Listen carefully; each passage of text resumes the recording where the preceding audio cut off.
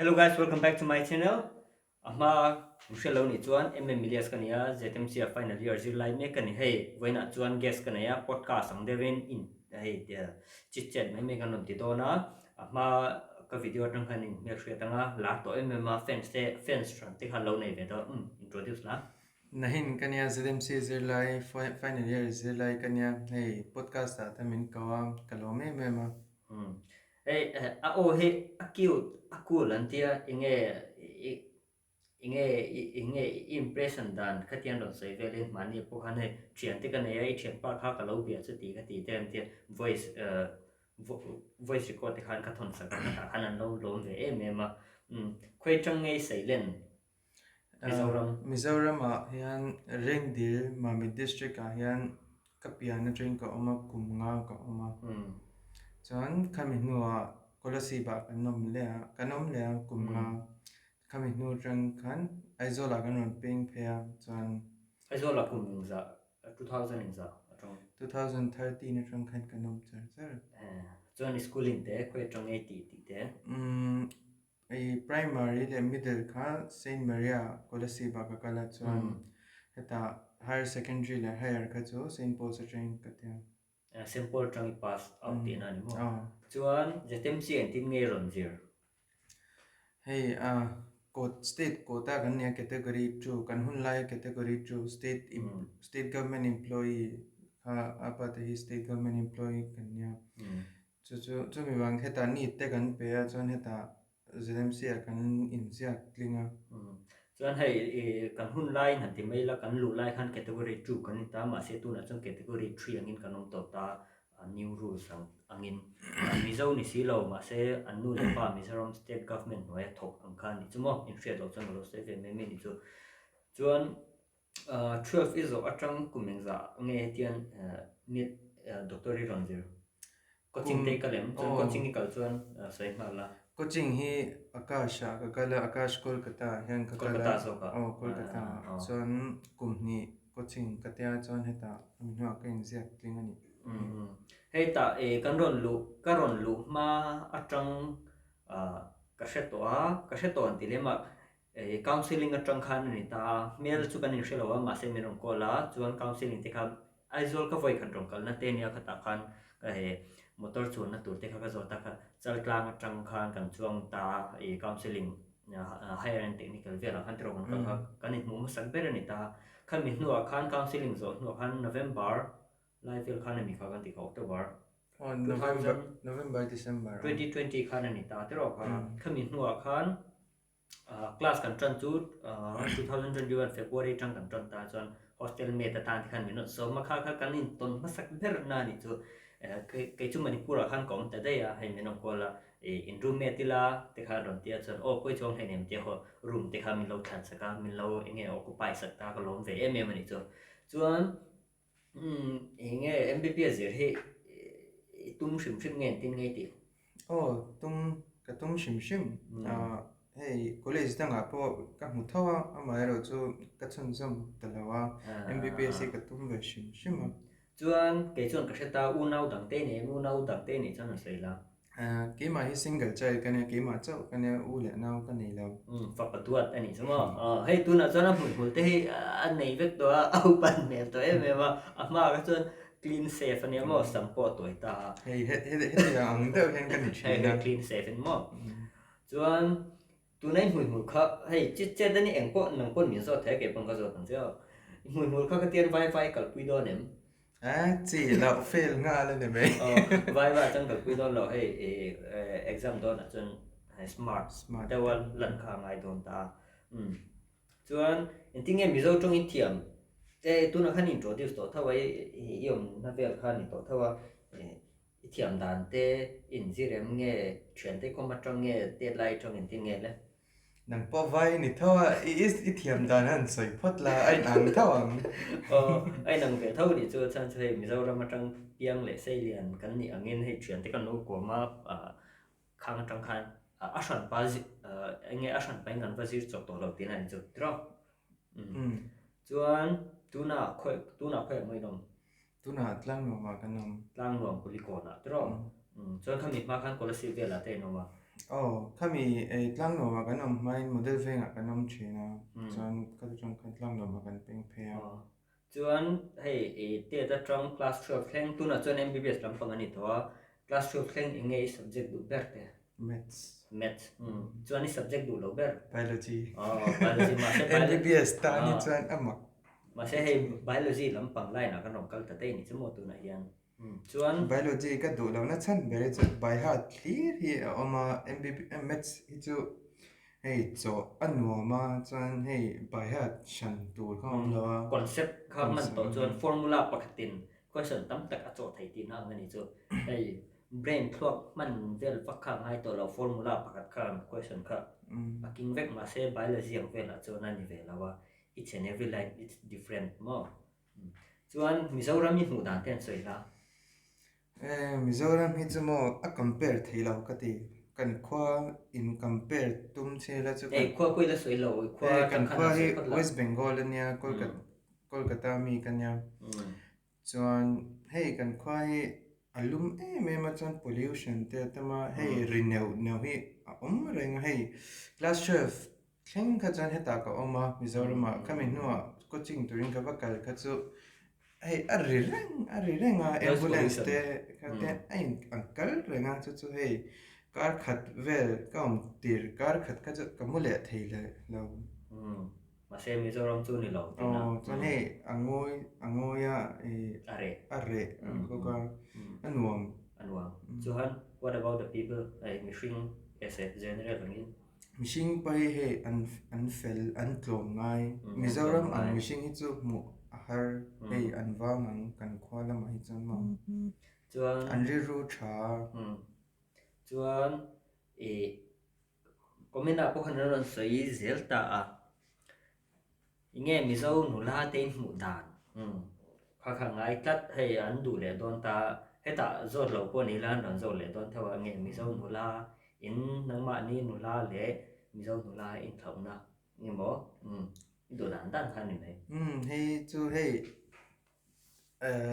engti kan sayang mizo an nun da ni mizo mi pa po ni se mi che po ni se hei an open minded lu tuk hei what the stranger po ma hule vain ti mei te kha the kan khwa ai chon hei abi ken mi che te hi chu what ti ringot thela hei an engti kan sayang de an engti kan sayang hei they're very open minded la so thaman open minded lawa tlaman open minded dina chuan Mizoram atian mizo tong ithian vek ta entin nge hei kholai te kalin mizo tong thiam lavin an treat thin che em hei mel khret lo mo ai zol dor vel aten kalin entin nge chan tir ai chan hei ten zomato po ni se engam ni a thil orderin min ko langa hei aman mizoin min betra sa chu mizoin ka bechina mai ro chu hindi min be ki chan english me chen hei ka in zep china mizo thiam lo me ka nam atopa ai kanin ka do like ale don lama mizoin mizo tram hei thiamang de ka omle makan ti phei lu it's like expectation kha an lo nei don lo ta ni chamo so ani le college lama te khatiang ni tin nge hei patient emo patient entina ke ni chu history te kam lo la ta kha experience da ne mo hei patient le nang ma ang sa biri mizo tong thiamin thiamanga an ngai chem ti vel kha hei patient ta hi chon hei kan kalin consent kan ta consent kan lak hi chu mizoin kan la ta me a hei mizo thiam lo na chang hi chang shalawang consent in ti khan re shalo mi inom chon hei albik takin upalam min an entry na ka video hi consent tiam je chu hei phalna wala khani mai phalna kha mizo tong kan la ti na nia hei tu po patient history kan lak ma hian phalna kan la phota hei final year ji lai kan ni ya kan hin ji thengem zo na thleng ma lo zo thei chengem ti ten phalna kan la thlap ani eng poi kan nia chon phalna vek ani chu Mizoram hi chon hei consent hi chu hei an phal ta me a chon hei lelo po ni la eng vak ma hi chon ti lo an ngai eng vak ma an ngai lo amai ro chu kan khwala mai chon hei unsensitive ta especially male doctor le female patient ka tiang interaction vel ka chu hei an open minded vak ta lo ani chu chumi wang chon hei an du ve chin lo chang chon chu vain an phal lo phal na khan pe lo thina chu vain consent hi lak nge ngai an phalna an pek lo na ka chon in khoi thei lo in eng lo examine thei lo shim chu poimo na nia chuan mani khan mani ti le nga ma ka video khan trading lampang te khai soya ka tiang khai tin ngai chan eng apps ngai man ti te ka chan kha chu covid ma khan ka chan hei in inge trading kha khami kha share remote nan app kha ka download research share understanding nei nan khan paytm money hi ka mang thin tuna pa kala manga chu ka englam ka install ka en me meng ting trading ti dan te kha tiang ve stock hi eng ting kal chen chuan covid lai khan market free fall om ta ni chu hei market a drop fak ta khami chang khan hei stock price kha lo claim ta vak ani chu covid wang vel khan chumi chang chon claim te nei zaman ringot ten kan chana tu na hen portfolio hi chu kan nei chave to pa ngai to invest to ina ani chuan invest here investment hi day trading hi ti nge investment pa ngai he long term hi ka ti day trading hi chu hei hun hi kan nei tak lo day trading ta ni chang chu vain day trading hi chu ka ti vak lo nya day trading atan chuan a market kha en reng khang ai ta market timing lai khan dar quarter dar li dar thum vel thleng kha en char ngai ma se ni chu class kan nei wang in kha tiang kha kan man lo ti nan chu chuan inge mi so cho idu ber chome ai chan rotua hi ka favorite rotua hian ti deuh tlang pui hei nan mi so chuan mo chuan na thu next na thu le rotua hi chu tian om adang chu tian bai next tui ti deuh ni mo ni le tui ti lo deuh te ne khang hu sorry khang hu ba ti in lo zong tra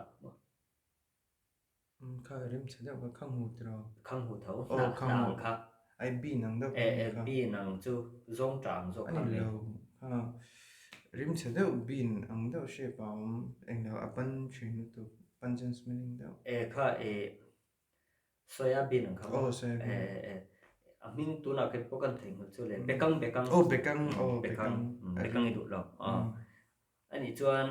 i chu me du ber shim shim ese general mizo nan mizo mai chu me du ber an cham le dal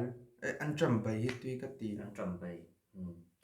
ani chuan sa lampanga eng sa nge tui ti ber kel sa bong sa sak nga ti te enge sang hei bengali ka nia sanga hi chu ka du ve nge ya sanga hi ni me sanga ai tui om lo ti sanga hi chu mo tian sanga no ya hemi zong tian kha ba in chu in rom som du in som du pon sangai long me pui ji zel don ya chuan is tu lai study te kal hlong akal tuang em tin ngei ti chuan i chung te chu iom pui lo ta nga chuan kha hostel yom ta kha study ne tin ngei ti le zer hi chu tun lai hai ti tur tam ve no la practical assignment zia te hi tam ve no la chuan khatia darkar khat ni ve chu ni khatai chuan kan zer ve nge hun kan la chuak nge zer chuan a hei a hmain hostel tun ni kum ma tang khan hostel tang khan karon chuak to a hostel kom line ka roommate kha ma ka se tong khan first year tang khan in roommate chara hostel kan thak pon kan in roommate chara ma se tu na chuan hei in ka lo chuka hei tu na po podcast tiang ka tia karon ka war ka je wang changa chuan hostel hi exam nge om hei shelo mi tan chuan single room om em ti vel te mi pa hostel hi tun taki chun pahni oma Bennett le Crawford hi mi pa hostel ania chuan meiche hostel hi pahni om le a Blackwell le pakhat Apgar nge kami kha ma chuan Crawford a hi chuan kan om na hi senior ho anom thina tuna 2020 atangin 22 thleng an oma chumi batch hawa chuan single room hi chu kan nei lem lo double room vek double room vek khania chuan beneta son single room a chen khat attached bathroom nen an nei a ani chuan a then single in anom tina ni alak le lak lo nei me kan hostel room allotment hi hei pure lottery ania hei va thang fu kha ni me lak hei tuma hei privilege big kha num lo a hran pain kan va thlang thei lo ta min ron pek kha va nei le va nei lo kha chuan tuna doctor final year kan zir ta a zir pathian zarak dam te kan hum chon kan da zir zel do na eng doctor ni eng doctor nge ni idu eng department eng subject tun tak hi chuan surgery hi ka duwa inziak hlo tlingina chu lomam tang chan le wang te omem om chan lo ka du top ani me du top ma ni ani chuan tirna bon ke ni chu bon kan sar ton ta bon sar fan te heng ka lo state quota kan ni angin MBBS kan zir zo vele thingtlang lama kum khate mo kum ni doctor ni kha ngai don ta bo kha kha bon sar khani don ta bon lo sar don tai la eng khwa nge ni du na te nge nge poi lo khoi khwa po ti nge khoi khwa po ni se poi lo ani nai vai deuh I du nge la deuh hlek du lem lo a thei chuan so border lama ni se hei patient hei mamo te an tambi ka khatlama health facility nei vak healthcare facility nei chalo te hin an oma chu vain hei border lama ni thei se a thai ti na ani chuan tuna ZMC hi junior te ta ni mo doctor zirnan try tm nge improvement nei ngai na te ishe chuan han soi vela hey nothing is perfect ang dawin hey eng kimi achat like it's not perfect mo khatiang da ZMC chu acha hey teacher te hi unfair ta ten student hi hey manifa ang dawin an treat train hey an du sak lo tu chu achat nei chu katia ZMC kha kha ni ta chuan kha chu mani zirna ni ta what about hey dam lo te tan I recommend hey tam tak chu ZMC phei chu aizola tang kilometer so panga som ni nge a hlata kha rongkal theilo te khanom ta ni chu rongkal du ma se a hlata wangin khang vel tan khan hey dam lo em kol nan try TM as compared to hey Mizoram ma chuan aizola chuan civil hospital te Ebenezer te onom ta khame khan try TM mi rongkal turin ni tu em oh hey equipment hi kan nei chupya na engno hey mun dang hi chu ka shecha lo mai ro chu kan instrument kan hey OT ringo da te point I advance to chu main rongkal thei chuan acha kati acha ma se amai ro chu hey a hlave se aizola tanghian aizola cheng ho tani chuan tlemina ha thlak deuh a she om deuh thei thawa amai ro chu a thei chuan heta inon entir zo chinang hey kan faculty te pon tha je chu zikti tu te doctor te an tha a manrua te tha a kha wangin thadewin an en kolam che tina ni chu kha wangin aizole mo hun tang in ron en pon in ron pan ve wang don ni doctor te chu tiang khopin an tha chuan facilities manrua nei te engkim a thavek mo chuan tuna phei chuan bus om to a man tlong te in ngai zel atang basin arong kal thei vek ti kha in lo hrevek don ni am ha chuan bus om lo ta darkar chan vedana bus om zel in nga ka nga in ron kal nga dam devin in ho vekam chuan falcon na hian ani ta falcon hi nang chu aizol amma khan aizol atang enge aizol a poisai lian ta falcon hi no mi tiam nge nge ingai dan falcon shim oh falcon hi hey anuama avot vaklo temperature hi aizol atang tlem na lum dawa chu hey nom na po oma ma se kholum lai chan alum le ma zela chu anuam falcon ni chu nia se dan khan ei falcon hi aizoline tlemin alum de mo ti tur ko phian alum ta tun classica po hian chu ting lu tikin avot lo ta mà sẽ hay mun đam lai deuh hle kai nom chana vot ve thau ma se SS general anol puin falcon hi isoline claimin alum deuh pon alum deuh ka ria chuan I du mi zo ve do ni hei ke man interview angin akalta podcast mo chuan ending ZMC intern ti don ta se medical college tang ain thalawi tiam hei exposure vel chuan thai tiam ending intern internship hi chuan exposure a tha ka ti heta hi chuan a chan chu hei ka amain ka soidan khan heta hei faculty wang hian hei college ming hi a engom a tha thin chu wang chuan hei kan college a hian kan faculty ten tha em min like min take care na sa min du sak na sa ze an ze tir share lo pon min ze tir ze la chu wang chuan hei internship tan pon hei kan thiam phian thin enge knowledge kan gate trade ti na chuan tuna phei chuan hei PC an hong don ti ten kan hreta a department hei main department a hian seat pani om don ti ten kan hreta zir thei don tai la ZMC thlang ngem kha chu future hi kan shalawa chu hei a soi thei lawang nia hunin a hil ze lo chuan ti na ngani chu tro chuan nan mizo te kan ni ta ma se ke ni chu mizo ram atang sai le ta mun tang atang rom kal velin enge an struggle na lai a chan chu ke ni chu nan mizo kan ni angin hei mizo lo te khak kan lo ko ve ta mizo ram atang sai le lo ta culture te ai nang lo vek ta an ma ni struggle angai hriat te ineam and main struggle hi chu hei trong he ni phota chuan khan na lampang hi le in hi ain angklau mani hei kan khwa te chu masala vel te kan na sa heta hi chuan hei bai lampang chum tlak ka tang ve ning ngam na sa chu wangin khati khami pani kha ni tlang puing ka sha nia mizoram a chuan hei masala te hi kan